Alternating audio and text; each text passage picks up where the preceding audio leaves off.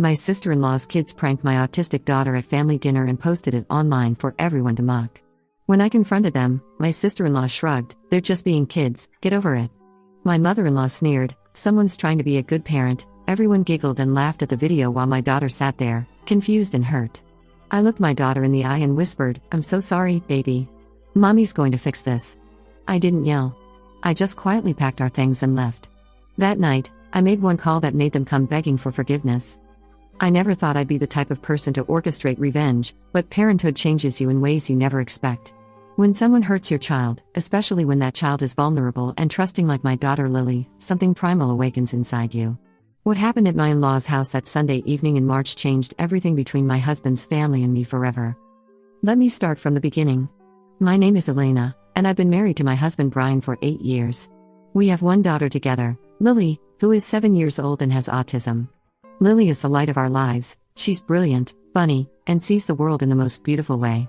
She has her challenges, certainly, but she's made incredible progress with her therapies and has learned to navigate social situations much better than when she was younger. Brian's family has always been complicated. His mother, Patricia, is one of those women who believes she knows best about everything and isn't shy about sharing her opinions.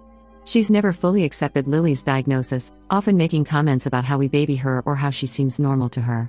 Brian's sister, Jennifer, is married to a man named Mike, and they have 3 kids, Tyler who's 12, Madison who's 10, and Connor who's 8. Jennifer has always been the golden child, and her kids can do no wrong in Patricia's eyes. The relationship between Lily and her cousins has always been strained. Tyler and Madison, being older, often treated Lily like she was much younger than she actually was, talking down to her or excluding her from their games. Connor, being closer to her age, was sometimes kinder, but he also followed his older siblings' lead more often than not. Lily, bless her heart, always tried her best to fit in and play along, desperately wanting to be accepted by her cousins.